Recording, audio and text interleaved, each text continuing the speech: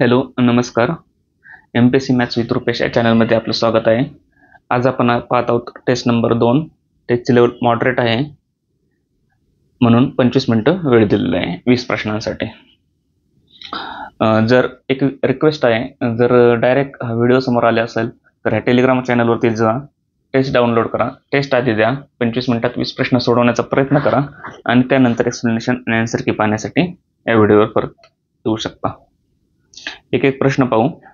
पहिला प्रश्न आहे, x हा x% कमी केल्यावर 70 हा x% कमी केल्यावर मिळणारी संख्या ही 60 हा x% वाढवल्यावर मिळणाऱ्या संख्येच्या बरोबर आहे.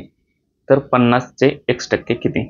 आपलं काय, आपण गणितात पाहिलंय, 50% भाग गणित समजून घ्यायचा आणि मॅथमॅटिकल फॉर्म मध्ये मांडायचा आणि 50% भाग उरलेला कॅल्क्युलेशनचा. आता आधी मॅथमॅटिकल फॉर्म मध्ये मांडू. 70 हा x% कमी केला. x% कमी केला म्हणजे किती बनले? 100चे नवीन संख्या किती बनली? 100 वजा x, बरोबर ना? 100चे 100 वजा x म्हणजे x% कमी केली. तर 70चे किती म्हणून गुणिले 70. हे पर्सेंटेज टॉपिक मध्ये आपण डिटेल शिकलेलो आहे कसं लिहायचं. 70 हा x% कमी केल्यावर मिळणारी संख्या, ही मिळणारी संख्या इज इक्वल टू कुणाबरोबर आहे? 60 हा x% वाढवल्यावर 100चे किती वाढले? 100 प्लस x वाढले. 100चे x% वाढले म्हणजे नवीन जुनी संख्या 100 झाली, नवीन संख्या 100 प्लस x झाली. 100चे 100 प्लस x कोणता? तर ही 60 हा x% वाढवल्यावर. तर 60चे किती म्हणजे 60 हा x% वाढवल्यावर मिळणाऱ्या संख्येबरोबर आहे. तर 50चे x% किती? आता x ची किंमत काढणे आपल्याला या ठिकाणी. हे मॅथमॅटिकल फॉर्म मध्ये लिहिलं, कसं लिहिलं समजलं? ओके, 100चे 100 वजा 1 झाले तर 70चे किती आणि 100चे 100 अधिक 1 झाले तर 60चे किती? हे सोडू आपण सिम्पली. ह्या 100ला हा 100 गेला, ह्या शून्याला हा 0 गेला. 7 गुणिले 100 700 वजा 7x इज इक्वल टू 600 अधिक 6x. 7x तिकडे गेले, 7 आणि 7 13x, 600 इकडे आले. 700 वजा 600 100 म्हणजे x किती आला? 100 भागिले 13. तर आपल्याला प्रश्नात काय विचारलंय? 50चे x% किती? 50चे x% 50 गुणिले चे म्हणजे गुणिले x%, टक्के म्हणजे भागिले 100. आणि आता x ची जी व्हॅल्यू मिळाली ही ती सरळ इथं मांडू. 50 गुणिले x किती मिळालं आपल्याला? 100 भागिले 13 आणि हा भागिले परत 100 तो खालीच ठेवला भागिले 100. लक्षात? ह्या 100ला हा 100 गेला. 50 भागिले 13 इज इक्वल टू 39 खाली उरले 11 वरून घेतला शून्याचा. 3 5 5 13 71 3 97 3 8 104 110 ला 104 8 म्हणजे 3.8 समथिंग असेल. तर नंबर 1 आलं लक्षात? आलं लक्षात? मॅथमॅटिकल फॉर्म मध्ये कसं मांडायचं त्याच्यावरून x किंमत काढली आणि नंतर 50चे x% म्हणजे 50 गुणिले x भागिले 100. दुसरा प्रश्न पाहू. 7 क्रमगत संख्यांची सरासरी p आहे.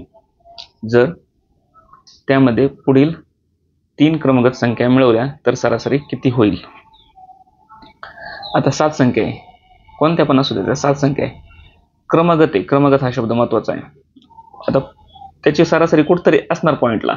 आता ती क्रमगत आहे म्हणजे 1-1चा फरक आहे प्रत्येक संख्येत. ती 1 ने पुढे कधी जाणार? 2 संख्या मिळवल्या पुढे जाणार, बरोबर? कारण सरासरी काढतोय ना आपण. जर एकच संख्या मिळवली तर ते अर्ध्यानेच पुढे जाणार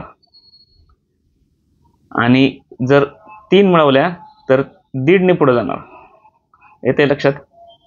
हे क्रमगत संख्या किती पण असू द्या, आपल्या 7 असू द्या, किती असू द्या, यांची सरासरी सर्टन पॉइंटला मिडलला येणार, बरोबर आहे? आता ही सरासरी ह्या ठिकाणून इथे, आता समजा इथून ह्याचा समजा ही क्रमगत संख्या समजा किती पण असू द्या, प्लॉट आहे असे हे क्रमगत संख्या. आता ही संख्या समजा ही सरासरी इथं मिडलला आहे, तर त्याच्यातली एक पुढे मिळवली याचा अर्थ ह्या बाजूला अर्धा देणं आणि ह्या बाजूला अर्धा देणं आहे म्हणजे ती इथं आली. जर 2 मिळवल्या क्रमगत 2 तर निम्मा नोट इकडं देणं, निम्मा इकडे देणं म्हणजे 1 ने पुढे जाणं आहे. आणि जर 3 मिळवली तर 3च्या निम्मा म्हणजे 1.5 इकडे देणं आहे आणि 1.5 इकडे देणं आहे म्हणजे तोंडी उत्तर निघतं त्याचं 1.5. कारण 3 मिळवतोय म्हणजे 3 पैकी निम्मा भाग ह्या बाजूला देणं गरजेचं आहे, निम्मा भाग ह्या बाजूला देणं गरजेचं आहे आणि निम्मा भाग म्हणजेच 1.5 ने ते वाढायला पाहिजे सरासरी. जर असं समजत नसेल तर सरळ 7 क्रमांक संख्या मांडा. 1 2 3 4 5 6 7 यांची सरासरी आता किती असणार आहे? 4 असणार आहे, बरोबर? हे 3 इकडचे सोडले, 3 इकडचे सोडले, क्रमगत आहे म्हणून. म्हणजे 7 आणि 7 13, 13 आणि 5 18, 18 आणि 4 22, 22 आणि 3 25, 25 26 27 आणि 1 28, 28 भागिले 7, 7 चौक 28, 4 आली सरासरी. आता 3 मिळवल्या, 8 9 10 मिळवले, 9 ने 8 17, 17 आणि 10 27, 27 28 अधिक 27, पहिली 28 जरी चालते, आताची 27, 8 आणि 7 15, चल 1 2 2 4 आणि 1 5, 55, 55 भागिले, आता संख्या किती झाल्या टोटल? 10 झाल्या. मग 55 भागिले 10 म्हणजे 5.5, आता 5.5 आली, बरोबर. आणि पहिली किती आली ती? 4 आली ती, वजा 4 म्हणजे 1.5 राहिला. हे असं पण करू शकता, पण याच्यात थोडासा वेळ जाईल आणि हे असं आधी सांगितलं त्या पद्धतीने फास्ट होईल. फक्त ते समजलं पाहिजे की आपण एक घर पुढे गेलो तर निम्मा घर इकडे देणे, निम्म घर उजव्या बाजूला देणे, निम्म डाव्या बाजूला. 2 घर पुढे गेलो तर 2 पैकी एक भाग उजव्या बाजूला देणे, एक भाग डाव्या बाजूला देणे ॲव्हरेजमध्ये. आणि 3 घरं गेलो तर 1.5 भाग इकडे देणे, 1.5 भाग इकडे देणे. मग ते ॲडजस्ट करण्याच्या नादात आपल्याला 1.5 घर पुढे जावं लागतं, किंवा आपले सरळ ह्या पद्धतीने सोडवा. 2 नंबर समजलं. 3 नंबर, 12 पुरुष एक काम 10 दिवसांत पूर्ण करतात, 20 महिला तेच काम 12 दिवसात पूर्ण करतात.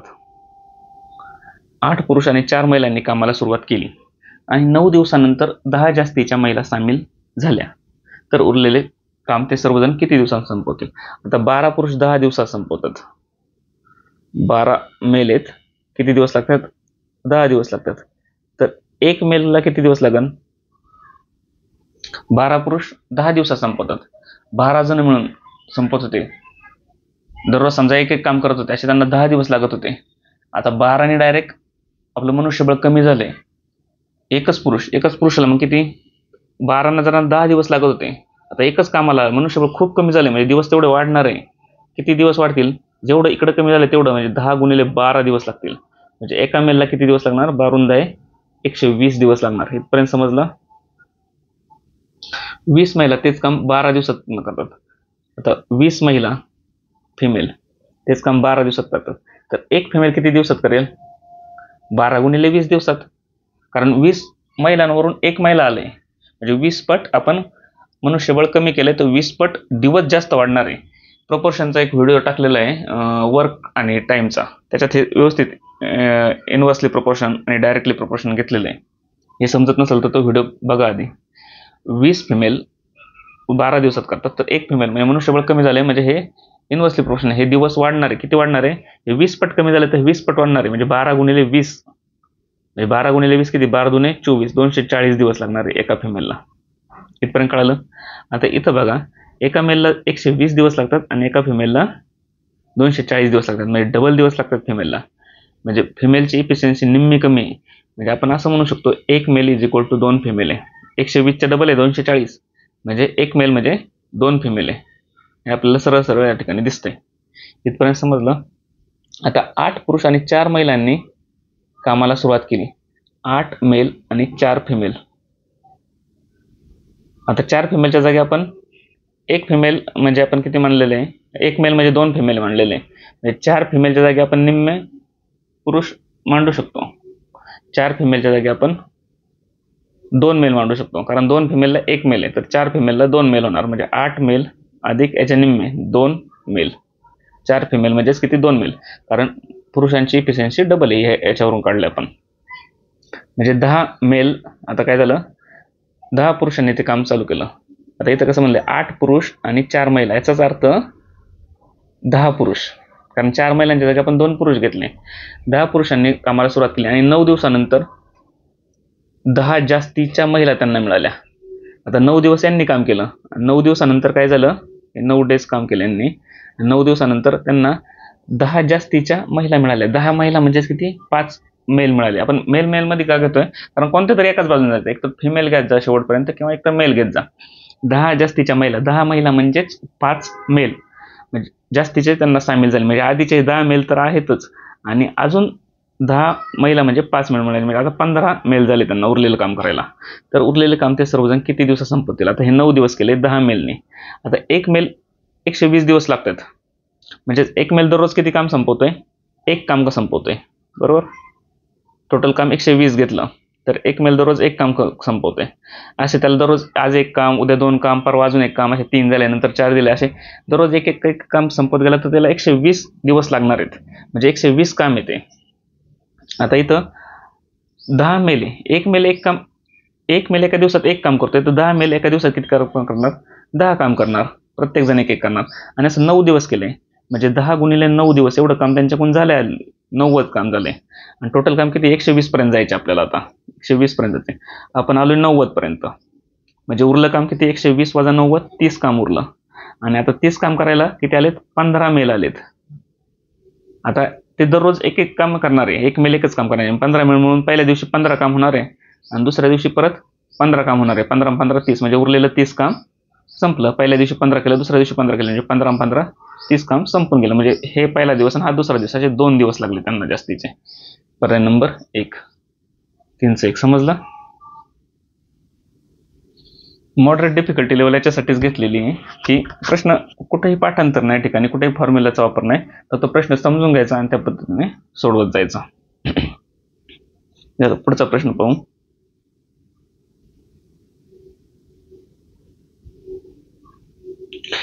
₹1400 ABCD यामध्ये असे वाटले की A चा वाटा एस टू B चा वाटा इज इक्वल टू B चा वाटा एस टू C चा वाटा इज इक्वल टू C चा वाटा एस टू D चा वाटा इज इक्वल टू 3/4. म्हणजे A एस टू B म्हणजे A भागिले B इज इक्वल टू काय दिलंय?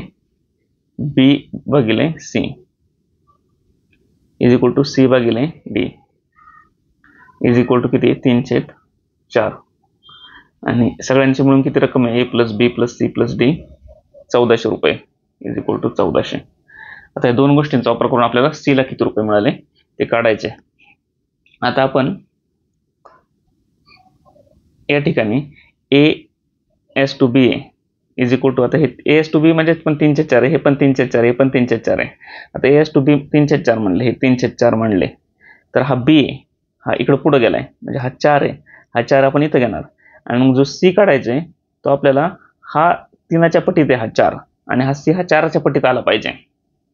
म्हणजे यांचा रेशो C B भागिले C हा सुद्धा 3/4 आहे, म्हणजे हा पण 3/4 आला पाहिजे.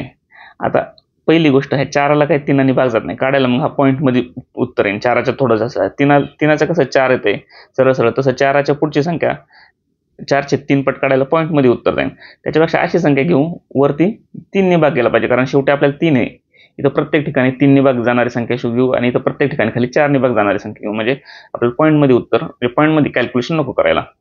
मग याला 3 भाग जायला घेतली तर याला 3 निघून लागलं, म्हणजे हे 12 मानले आपण, 4 त्रिक 12. तर आपल्याला C काढणं सोपं गेलं.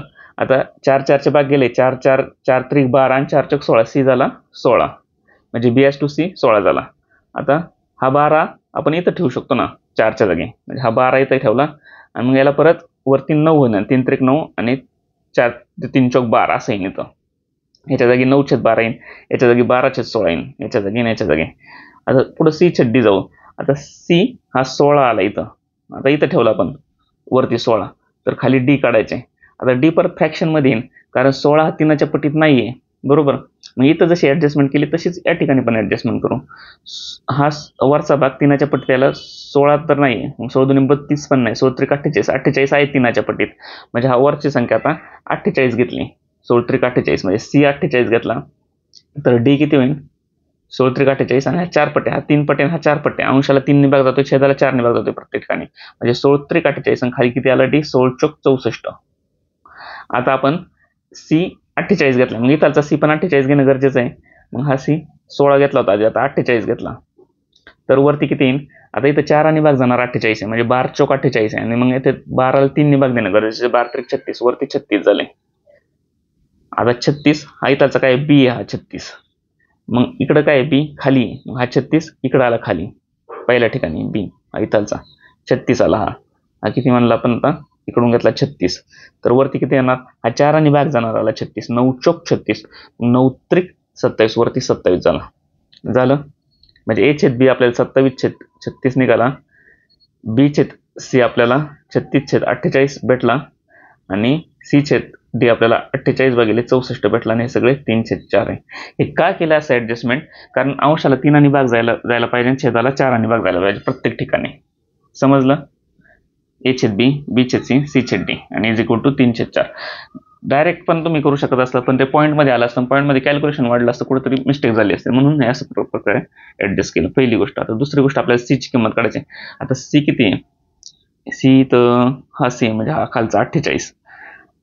हा 48 C किती पैकी आहे? ABCD ची बेरीज किती झाली? 27. B किती आहे? 36. C किती आहे? 48 आणि D किती आहे? 64.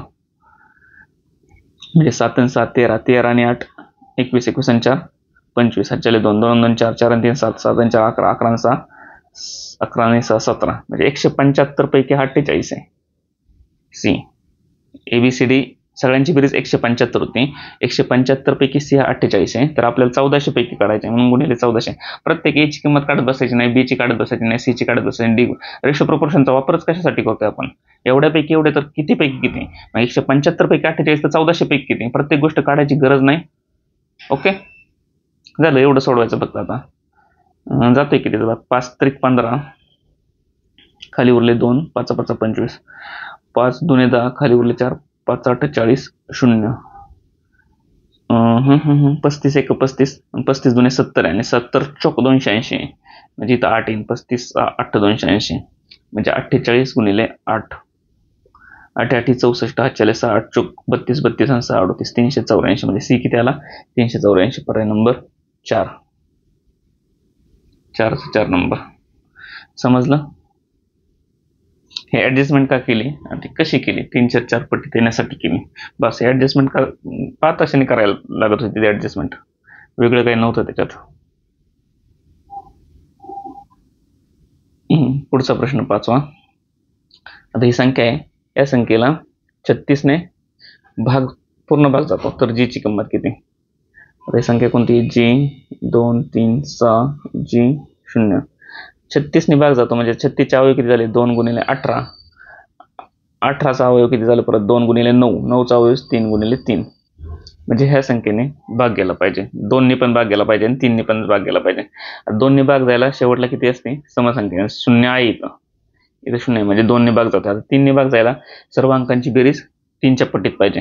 आता 3 आणि 2 किती? 5. 5 आणि 6 आणि 5 11. 11 आहे. आणि त्यात अशी कोणती संख्या मिळवली की ती 3च्या पट्टीत येईल? 2 वेळा मिळवायची. इथे एक G आणि इथे एक G आहे. तर पहिला 8 मिळून घेऊ. 8 आणि इथलचा 8 पकडला, 8 आणि इथलचा 8, 8 8 16.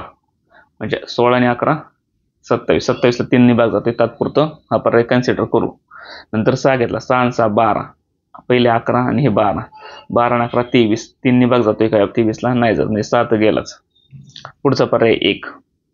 पहिली बेरीज झाली आपली 11 आणि नंतर हा 1 घेतला आणि हा 1 घेतला 2. 11 आणि 2 13. 3 ने भाग जातोय का? नाही, म्हणजे हा पण पर्याय गेला. त्याचा पुढचा पर्याय घेतला 3. समजा G इथं 3 ठेवला, इथं 3 ठेवला. 3 आणि 3 6 आणि पहिले आपली बेरीज 11 आली. 11 आणि 6 17. 17ला 3 ने भाग जातोय का? नाही, म्हणजे हा पण पर्याय गेला. म्हणजे एकच पर्याय उरला 8. जास्त वेगळं डोकं लावायचं नाही. 4 ने पुढे 4ची पण कसोटी मांडू शकत होता. 4ची कसोटी काय? शेवटच्या 2 अंकांना गेली पाहिजे. 8ची कसोटी 8 ने भागच जात नाही 36 ला. असं वेगवेगळ्या पद्धतीने सोडवू शकता. तुमच्या पद्धतीने जसं सोपं जाईल तसं सोडवा. पुढचा प्रश्न. अमित एक काम 12 दिवसात पूर्ण करतो, तर सागर तेच काम 15 दिवसात पूर्ण करतो. त्या दोघांनी मिळून 4 दिवस काम केल्यावर कामाचा किती भाग शिल्लक राहील? अमित, सागर. आपलं सूत्र काय? Distance is equal to speed into time, D is equal to ST. Amit एक काम 12 दिवसात पूर्ण करतो. दिवस किती लागले अमितला? काळ 12. तेच काम सागर 15. सागरला 15 काळ लागला. गुणिले तर दोघांनी मिळून. आता इथं त्यांची इफिशियन्सी वेगवेगळी आहे. आता टोटल काम म्हणजे हे डिस्टन्स मानलेलं आहे, पण टोटल काम किती दोघांच्या पट्टीत पाहिजे? 60 घेतलं टोटल काम, समजा 60 आहे. तर याची इफिशियन्सी किती झाली? म्हणजे स्पीड किती झाला? 12 पंचे 60 आणि इथं 15 चोक 60. म्हणजे हा 5च्या पट्टीने काम करतोय, अमित हा 4च्या पट्टीने काम करतोय. दररोज हा 5 काम करतोय, याचाच अर्थ दररोज हा 4 काम करतोय. याला दररोज 5 काम करत असं करत 12 दिवस गेला, म्हणजे 12 पंचे 60 काम केलं त्याने टोटल. आणि दररोज 4 काम करत 15 दिवस गेला, म्हणजे 15 चोक 60 काम केलं. इथपर्यंत कळालं? दोघांनी मिळून 4 दिवस काम केलं. आता दोघांनी मिळून किती? 5 आणि 4 9 दिवस हे काम एका दिवसात करतात दोघं मिळून. असं त्यांनी 4 दिवस काम केलं, म्हणजे गुणिले 4, 9 चोक 36 काम झालं. आता कामाचा किती भाग राहील? आता 60 पैकी 36 काम झालं, मग कामाचा किती भाग राहिला? 60 वजा 36, 24 भाग राहिला. किती पैकी? 60 पैकी. हे झालं उत्तर. एवढा भाग राहिला कामाचा शिल्लक. याचं संक्षिप्त रूप इकडे दिलंय फक्त फ्रॅक्शन. 6 चौक 24, 6 10 60 किंवा 12 2 24 आणि 12 पंचे 60, 2/5. पर्याय नंबर 3. 6चा 3 नंबर. पुढचा प्रश्न, साखरेच्या किमतीत 20% घट झाली. 20% घट झाल्या आपण पर्सेंटेज टॉपिकमध्ये शिकलोय. पहिली 5x होती, आता 4x झाली फ्रॅक्शन लिहायला. किंवा 20% घट म्हणजेच काय, 4/5 आपण तुरंत लिहिणार म्हणजे 100ची 80 झाली. पर्सेंटेज टॉपिक बघितला नसतं बघा, प्रत्येक ठिकाणी इतका उपयोग होतो फास्ट कॅल्क्युलेशनसाठी. 20% किंमत झाली याचा अर्थ काय, आधीची किंमत ही झाली, आधीची किंमत ही झाली, नंतरची किंमत. आधी किती होती, 5x किंमत होती, नंतर किती झाली, 4x झाली. तर रमेश 240 रुपयांत 6 किलो साखर जास्त घेऊ शकतो. आता किंमत कमी झाली, 240 रुपयात किती किलो साखर येणार, आता जास्तीची 6 किलो साखर येणार. म्हणजे 240 रुपयात 5x आधी, आत्ताचा रेट किती, 4x रेटने जास्त साखर येणार, वजा 240 रुपयात आधीचा रेट किती होता, 5x ने कमी येणार. आणि ह्या 240 रुपयात 4x रेटने जेवढी साखर येणार ती जास्त असणार आहे, कारण 4x हा कमी आहे, रेट कमी झाला आहे. वजा 240 रुपयात 5x रेटने जी साखर येणार आहे ती जास्त कमी असणार आहे, किलो असणार आहे. आणि हा फरक किती आहे, 6 किलो आहे. अलग लक्षात, 240 रुपयात 4x ने, सरळ सरळ गणित आहे. 240 रुपयात एवढ्या किलोने 24 रुपयाने किती साखर येणार, म्हणून भागिले 24 करतोच आपण, 10 किलो साखर येणार. तसं आहे 4x आधी का म्हणलाय, कारण ही किंमत कमी आहे त्याच्यामुळे हा क्वांटिटी जास्त येणार आहे. ही किलो नंतर झालेली किंमत आहे, 4x काय झालेली, नंतर झालेली किंमत आहे. आणि आधी किती होती, 5x किंमत होती. झालं, एवढं सोडवायचं फक्त. छेद समान केला, किती आले, इथं 6 घेतला समजा, 6 चौक 24, 40 आले दोन्ही ठिकाणी. आणि 5 2 10 5 3 15 5 चौक 20, 20x घेतलाय. 4 गुणिले 5 4 25, 4 40 गुणिले 5 200, वजा 5 गुणिले 4 5 चौक 20, 40 गुणिले 4 40 गुणिले 4 40 चौक 160 इज इक्वल टू 1. म्हणजे 200तून 160 गेले खाली, किती राहिले, 40 इज इक्वल टू 20x. मग x किती राहिला, 20. आणि आपल्याला काय विचारले, मूळ किंमत किती होती, ही 5x किंमत होती मूळ. हे सॉरी, इथं 20x येईल, 2x नाही, हे 20x इकडे गेले, हे 20x आले. 40 इज इक्वल टू 20x आले, म्हणजे x इज इक्वल टू 2 आला. आणि आपली आधीची किंमत किती होती, 5x होती, म्हणजे 5 आणि 1च्या जागी 2 टाकले, 5 गुणिले 2 10 रुपये. पर्याय नंबर 1. 7चा 1 नंबर. समजलं. पुढचा प्रश्न पाहू, 8वा.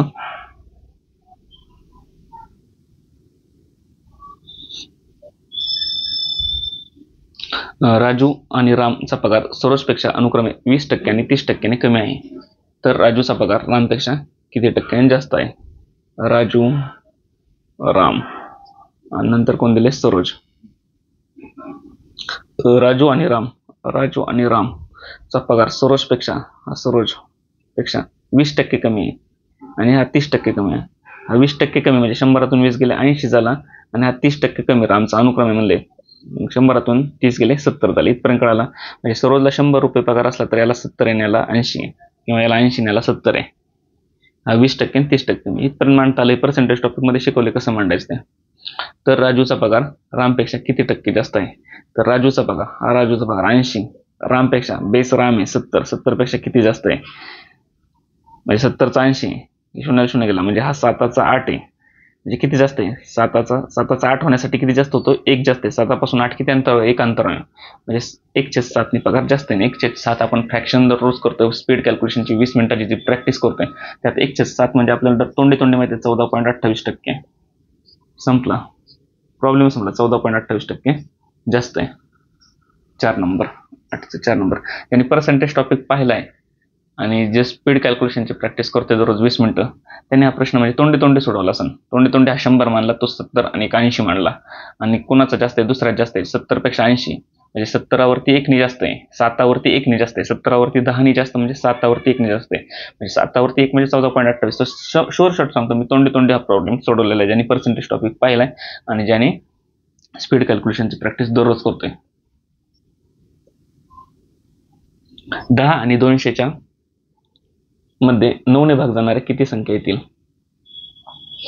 आता 10 आणि इकडे 200 यांच्या मधल्या संख्या सोडायची, 9 ने भाग जाणार आहे. पहिली संख्या किती येणार? 9 1 9, 10 पेक्षा कमी, 9 2 18, 18 येणार.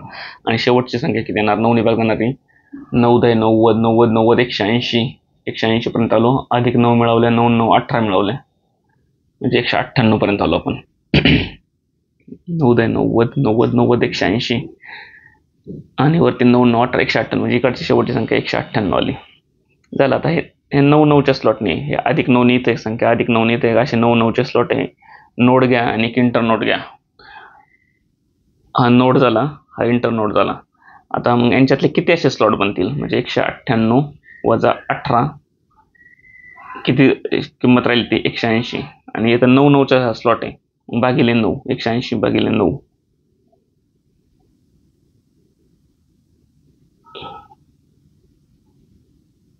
दोन मिनिटं.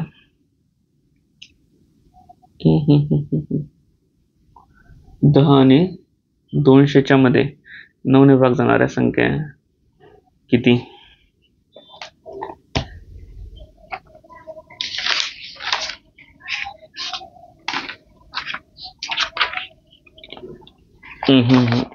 इथं 10 आणि 300 करा. क्वेश्चन पेपर मध्ये देतो करून, 10 आणि 300 करून देतो मी.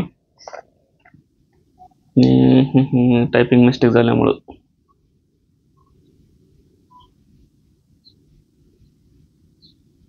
10 आणि 300च्या मध्ये पहिली आली 18, शेवटची 9 त्रिक 27, 270 पर्यंत आलो. 9 त्रिक 27, 270 आणि 27 किती मिळाली? 270, 80 90 297, शेवटची आली 297. अशा पहिली शेवटची संख्या काढता आली. आता ह्या दोघातला फरक जो असेल तो 9 9च्या स्लॉटमध्ये असणार आहे. ह्या दोघातला फरक किती? 297 वजा 18 किती राहिले? 298 असले तर 280 आले असते, 279. आणि ह्या 9 9च्या स्लॉटने एक एक संख्या मांडलेली, म्हणून भागिले 9 असे स्लॉट मोजायचे आपल्याला. किती स्लॉट आहेत? एक स्लॉट, 2 स्लॉट, असे 9 9च्या फरकाने स्लॉट आहेत, म्हणून भागिले 9 केलं. 9 त्रिक 27 आणि 9 1 9, म्हणजे 31 स्लॉट झाले. आता 31 स्लॉट झाले, पण संख्या किती असणार आहे? एकने स्लॉटपेक्षा जास्त असणार आहे, कारण जेव्हा हा पहिला स्लॉट होतो ना त्यावेळेस ही पहिली संख्या सोडून देतो आपण. हा पहिला स्लॉट झाल्यावर ही संख्या धरतो, दुसरा स्लॉट झाल्यावर ही धरतो, तिसरा झाल्यावर ही धरतो. अशा संख्या 31 मिळतील आपल्याला ह्या. पण ही पहिली जी 18 आहे ती सोडलेली असते, मग ती पहिली एक सोडावं लागते, धरावं लागते. म्हणजे 31 आणि 1 32, पर्याय नंबर 1. 9चं 1 नंबर 32. समजलं? नोड आणि इंटरनोड ही कॉन्सेप्ट इथं. आणि नोड घेतला, हा इंटरनोड झाला, म्हणजे आपण स्लॉट म्हणतोय त्या ठिकाणी. जेवढे स्लॉट झाले तेवढ्या संख्या तर येणारच, कारण तो स्लॉट संपल्यानंतर एक संख्या ऍड झाली. पण ह्या पहिल्या संख्येच्या वेळेस स्लॉट नसतो झालेला, ती पहिली संख्या आपण डायरेक्ट म्हणलेली असते. तो त्याच्या आधी स्लॉट नसतो झालेला, म्हणजे 18च्या आधी 9 किती, पण तो 9 धरलेला नाही आपण, म्हणून एक जास्त संख्या मिळवली. समजलं? समजलं नसलं तर काही अडलं याच्यात तर कॉमेंटमध्ये विचारा, शक्य तेवढ्या क्वेरी सॉल्व्ह करण्याचा प्रयत्न करेल. 540 ने भाग जाणारी लहानात लहान पूर्ण वर्ग संख्या कोणती? आता हा 540 ने प्रत्येक संख्येला, आता प्रत्येक संख्या वर्ग संख्या दिसते. हा 90चा वर्ग आहे बरं का, हा 88 64 80चा आहे, हा 70चा आहे, हा 36चा आहे, 60चा आहे, 6 6 36. मग प्रत्येक संख्येला 540 ने भाग देऊन बघायचा का? देऊन बघू शकता आणि सोडू शकता. पण त्याच्यापेक्षा माझं म्हणणं काय, 540चे अवयव पाडले. 2 गुणिले 27 0 270, नंतर 2 गुणिले 2 गुणिले 270चे नंबर 135, नंतर 2 गुणिले 2 गुणिले 5 आणि 3 8 आणि 1 9, 3 आणि भाग जातोय. 3 गुणिले 3 चौक 12, खाली उरले 1 3 5 15. 2 गुणिले 2 गुणिले 3 गुणिले 3 गुणिले 15, 15 ते 45. ओके. आता बघा, लक्षात घ्या, आता इथं पूर्ण वर्ग संख्या पाहिजे आपल्याला, म्हणजे हे 2 2 पूर्ण वर्ग संख्या आली, 3 3 पूर्ण वर्ग संख्या आली. पण 15ला त्याचा पेर भेटलाच नाही ना, म्हणजे 15ला 15चा पेर भेटला तर ती पूर्ण वर्ग संख्या होईल. 15 गुणिले 15 म्हणजे 540ला 15 ने गुणलं तरी आपलं उत्तर येणार आहे. असं सोडवा किंवा 540 ने भाग देऊन सोडवा. मी तर असं सोडवेल ह्या पद्धतीने. पूर्ण वर्ग संख्या शोधायच्या, याच्यातले फॅक्टर शोधायचे जे पूर्ण वर्ग आहे. आता 2 2चा 4 फॅक्टर पूर्ण वर्ग झाला, 3 3चा 9 पूर्ण वर्ग झाला, पण 15 इथं 15च उरले फक्त. मग 15ला आपण ऍडिशनल एक 15 टाकला, म्हणून तो फॅक्टर पूर्ण वर्ग झाला. म्हणून 540 गुणिले 15 केले तर ती संख्या 100% पूर्ण वर्ग होईल. आणि तिची पूर्ण वर्ग होईल तर याच्यातला एक 2 घेतला, याच्यातला एक घेतला 3 आणि याच्यातला एक घेतला 15, एवढ्यांच्या गुणाकारात जेवढी किंमत येईल त्याची ती पूर्ण वर्ग संख्या होईल. मग 540 गुणिले 15 केले, 15 0 0 15 चौक 60, 40 6 15 5 75 6 81, पर्याय नंबर 1. कितीची पूर्ण वर्ग संख्या येईल? याच्यातला एक 2 घेतला, याच्यातला एक 3 घेतला, याच्यातला एक 15 घेतला, म्हणजे 3 दुणे 6, 6 15 6 90, 90ची पूर्ण वर्ग संख्या किती? 81, बरोबर ना? 209981. 11वा प्रश्न पाहू.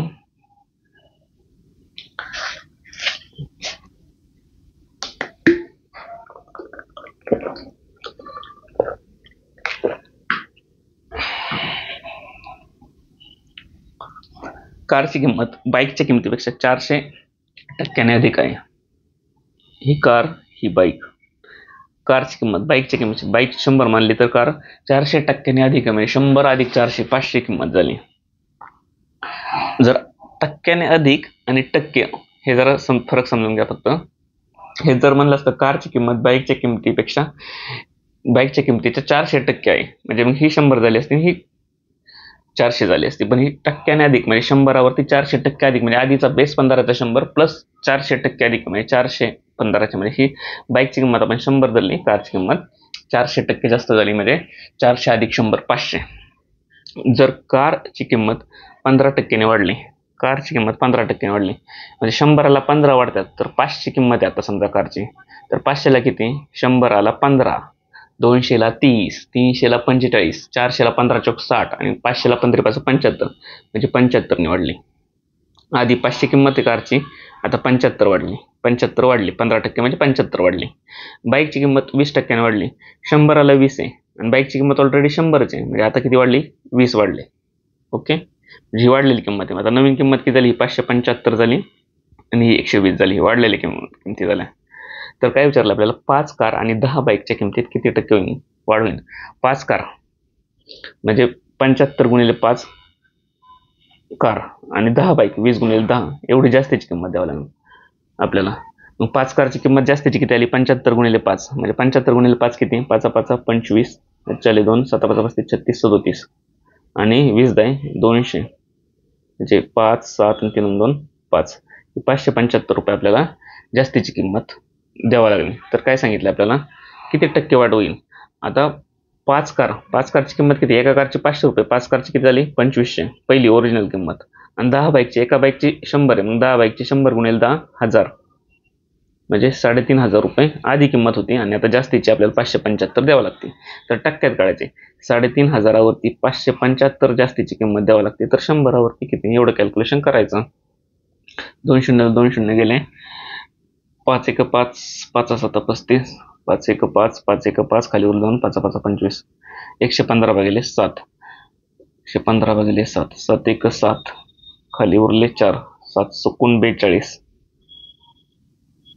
खाली उरले 3, करून घेतलं सोनं 7 चौक 28, म्हणजे 16.4च्या आसपास काहीतरी.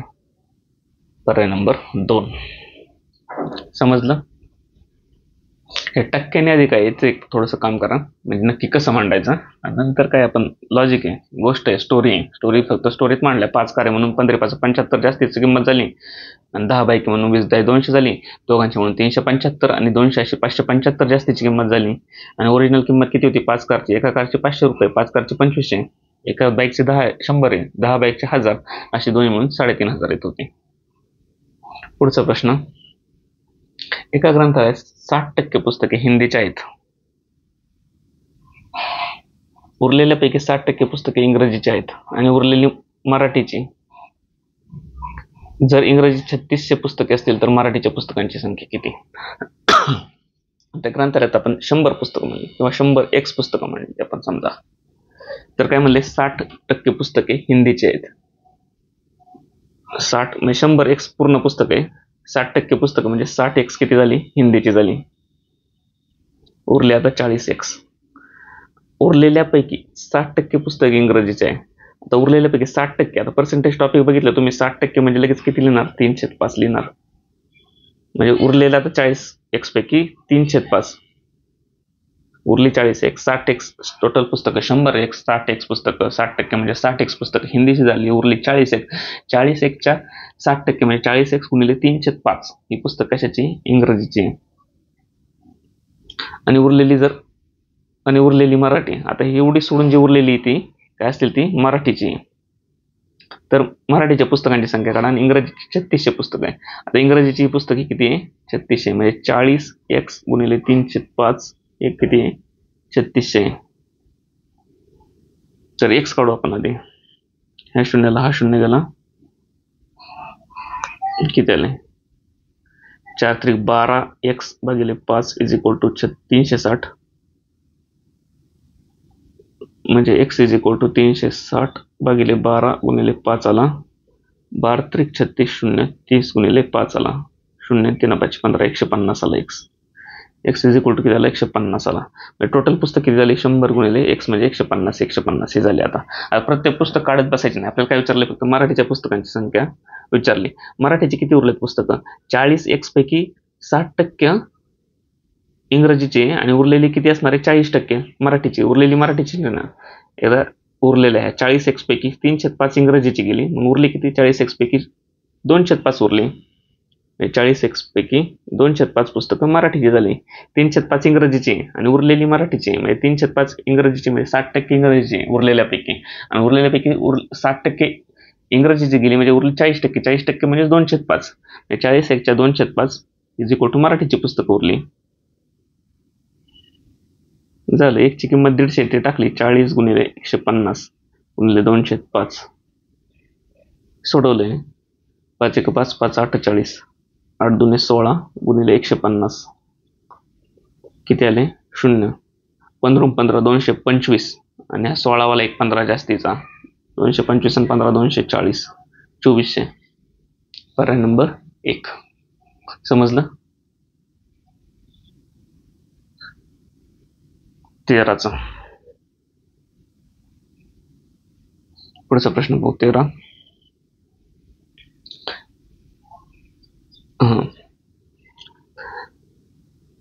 54 59 46 67 38. आता 54 नंतर वाढलेत 59, परत कमी झालेत, परत वाढलेत, परत कमी. म्हणजे एका असतील, जर वाढत असतील अल्टरनेटिव्ह कमी होत असतील तर एका जायचं. 54 नंतर 46 बघायचं. 46 नंतर 38 कितीचा फरक आहे? 54 नंतर 46 8 केलेत वजा. 46 मधून 38 वजा 8 केलेत. आता 38 मधून ही पुढचा प्रश्नचिन्ह, आधीचा प्रश्नचिन्ह विचारलाय आपल्याला. 59 मध्ये 67 याला काय करावं लागेल? अधिक 7 आणि 1 8. 67 मध्ये अधिक 8. 67 आणि 8 75. पर्याय नंबर 1. 13चा 1 नंबर. पहिला प्रश्न चुकी सोपा आला असं माझ्या मते. काय आहे? कारण ठीक आहे, नंतर बोलतो. पुढचा प्रश्न 14. ए नंतर एफ कसा आलाय, के कसा आलाय, पी कसा आलाय, नंतर पुढचा बघायचा. ए नंतर B C D E F आला, म्हणजे 4 घेतल्यावर का इथे 4 +4 मध्ये +4 मांडलेत. पुढचा संख्या घेतल्यानंतर एफ नंतर F F A B C D E F F G H I J K, परत 4चाच फरक निघाला.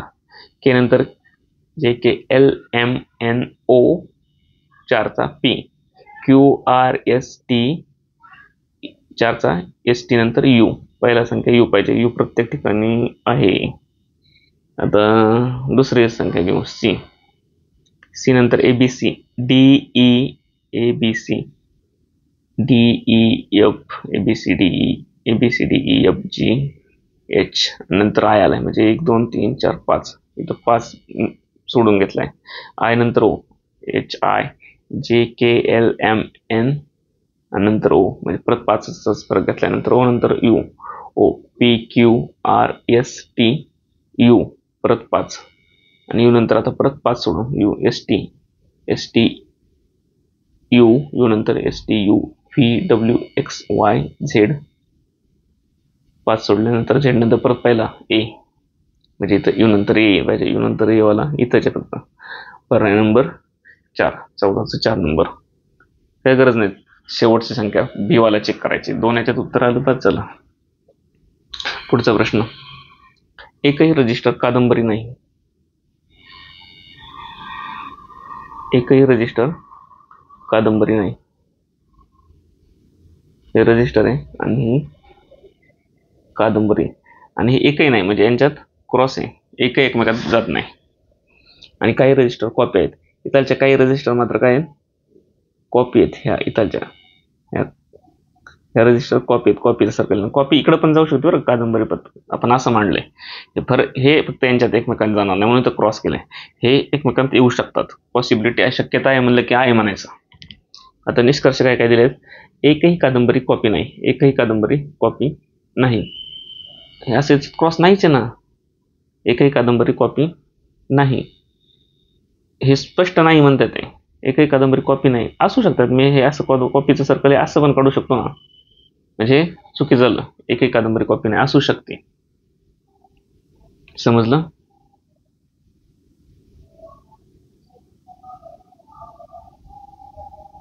हे बघा एकही कादंबरी कॉपी नाही. एकही कादंबरी ही कादंबरी कॉपी नाही असं म्हणते. कादंबरी रजिस्टर नाहीये. हे यांच्यात आहे का क्रॉस. नाही. हे आपण हे कॉपीचं सर्कल आपण असं पण काढू शकतोय ना. काही कॉपी कादंबरी आणू शकतोय आपण. त्यांनी स्पष्ट म्हणले नाही. ते जर म्हणले असते एकही कादंबरी कॉपी नाही अशी शक्यता तयार होते पण ते सरळ सरळ नाही म्हणतात फुल स्टॉप आहे. एकही कादंबरी कॉपी नाही म्हणून हे पहिलं चुकीचं झालं. दुसरं एकही कादंबरी रजिस्टर नाही. एकही कादंबरी रजिस्टर नाही. ही कादंबरी रजिस्टर नाही बरोबर आहे. यांच्यात क्रॉस आहे म्हणजे बरोबर आलं. काही कॉपी कादंबरी नाही. काही कॉपी कादंबरी नाही. हा बरोबर आहे. आता इथालच्या कॉपी घेतल्या तर त्या कधीच कादंबरी होऊ शकणार नाही कारण त्या रजिस्टरवाले कॉपी आहेत. ह्या ज्या कॉपी घेतल्या आपण ह्या इथालच्या ह्या कॉपी कधीच कादंबरी होणार नाही कारण त्या रजिस्टरवाल्या कॉपी आहेत आणि रजिस्टर कधीच कादंबरी नाही. म्हणजे हे पण वाक्य बरोबर आहे. काही कॉपी कादंबरी नाही असं म्हणलंय.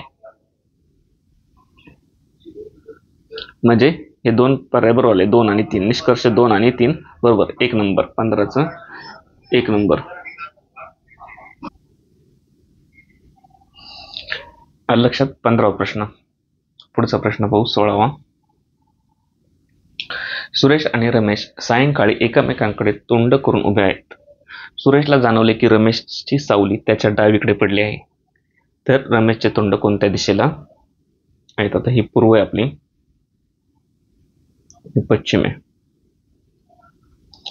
कधी सायंकाळी एकाचं तोंड इकडे आहे आणि एकाचं तोंड एकमेकांकडे आहे बरोबर आहे. आता सुरेशला जाणवले. आता सुरेश कोण रमेश कोणाच्यापैकी ओळखायचं आपल्याला. हा एक आहे आणि हा दुसरा आहे. सुरेशला जाणवले की रमेशची सावली त्याच्या डावीकडे पडली आहे. दोघांच्या सावल्या कुठं पडणार आहे. सूर्य कुठं असणार इकडे असणार आहे पश्चिमेला. दोघांच्या सावल्या कुठं पडणार आहे ह्या बाजूला पडणार आहे पूर्वेच्या बाजूला. आता याच्यापैकी एकाला जाणवलं की दुसऱ्याची सावली त्याच्या कुठं पडली डावीकडे पडली. आता याच्या दृष्टीने दोघांच्या सावली कुठं पडलेली उजवीकडे पडलेली. याच्या दृष्टीने दोघांच्या सावली कुठं पडलेल्या डावीकडे. म्हणजे याला जाणवलं. हा कोण आहे आता सुरेश म्हणावं लागेल. सुरेशला जाणवले की रमेशची सावली त्याच्या डावीकडे पडली. बघा ना सुरेशची डावी बाजू कोणती झाली हीच झाली आणि सावली इकडेच पडली. तर रमेशचे तोंड कोणत्या दिशेला आहे. रमेशचे तोंड रमेशचे तोंड वरतीची दिशा उत्तरेला आहे. पर्याय नंबर 4. 16चं 4 नंबर. 17. रमन आणि कमल यांच्या वेगाचे गुणोत्तर 6-11 आहे. Distance is equal to speed into time. वेगाचे गुणोत्तर. आता हा रमन हा कमल. स्पीड एकाचा 6x आहे आणि एकाचा 11x आहे. 6चा 11x हा स्पीड. समान अंतर पार करण्यासाठी रमनला कमलपेक्षा 5 तास जास्त लागतात. जर कमलला जर t लागत असला वेळ तर याला t+5 जास्त लागतात. यांचा गुणाकार हा इज इक्वल टू अंतर समान अंतर. तर रमनचा वेग 24 प्रति तास असेल तर खालीलपैकी कोणते विधान चूक आहे. 2 विधानं दिलेली आहेत. आता हे पण डिस्टन्स आहे आणि हे पण डिस्टन्स आहे. समान अंतर आहे दोघांचं. ज्याच्यावरून आपण टी ची किंमत काढू शकतो. म्हणजे 6x गुणिले t अधिक 5 इज इक्वल टू 11x गुणिले t. एक्सला एक्स गेला.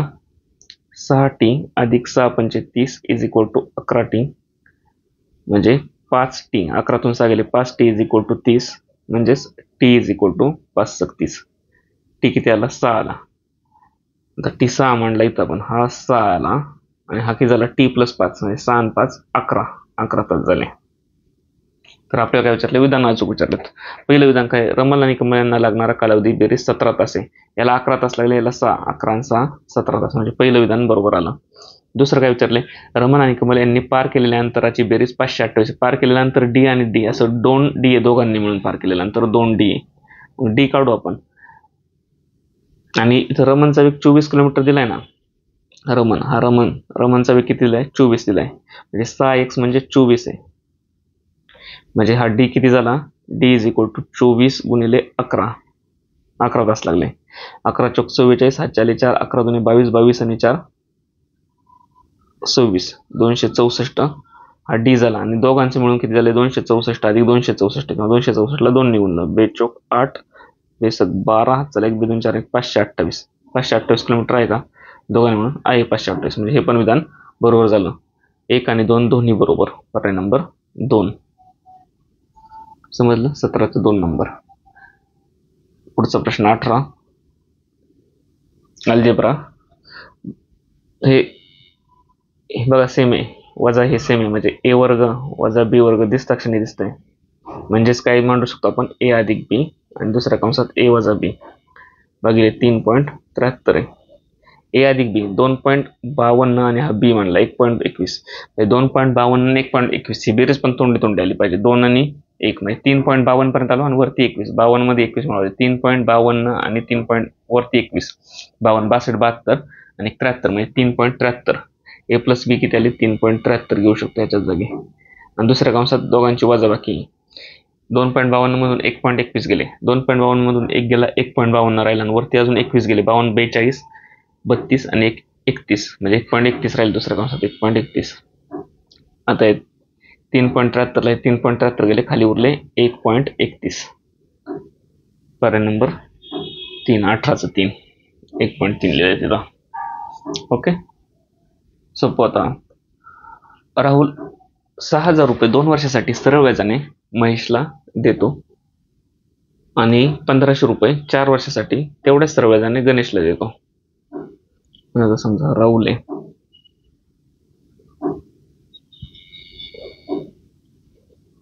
त्यांनी महेशला पण काही रक्कम दिली आणि गणेशला पण काही रक्कम दिली. महेशला किती दिले? 6,000 रुपये 2 वर्षासाठी दिले सरळ व्याजाने आणि तेवढ्याच दराने 1,500 रुपये 4 वर्षासाठी दुसऱ्याला दिले. याला किती दिले? महेशला 6,000 रुपये आणि 2 इयर्ससाठी आणि याला किती दिले? 1,500 रुपये 4 इयर्ससाठी. इथपर्यंत समजलं? दोघांकडून त्याला 900 रुपये सरळ व्याज मिळाले तर व्याजाचा दर किती? आता सरळ व्याज चक्रवाढ व्याजाचा एक व्हिडिओ टाकलेला युट्यूबवरती, तो जर पाहिला असेल आणि ते पद्धत अवलंबली तर बिना फॉर्म्युला हा प्रश्न एकदम 30 सेकंदात सुटण्याचा प्रश्न आहे. कसं? आपण त्या व्हिडिओमध्ये काय पाहिलं? एक 100ची बाजू पकडायची आणि एक दिलेली बाजू पकडायची.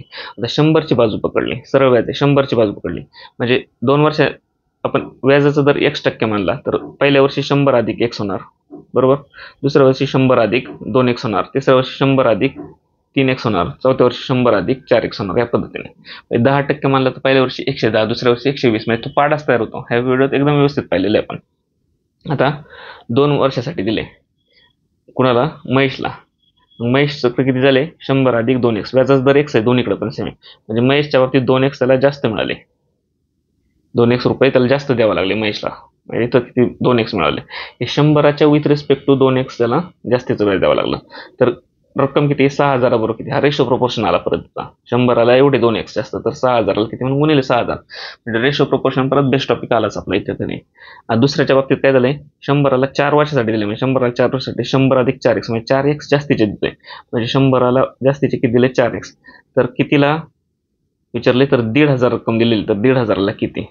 एवढी रक्कम जास्तीची दिली आणि ही रक्कमच किती? 900 रुपये.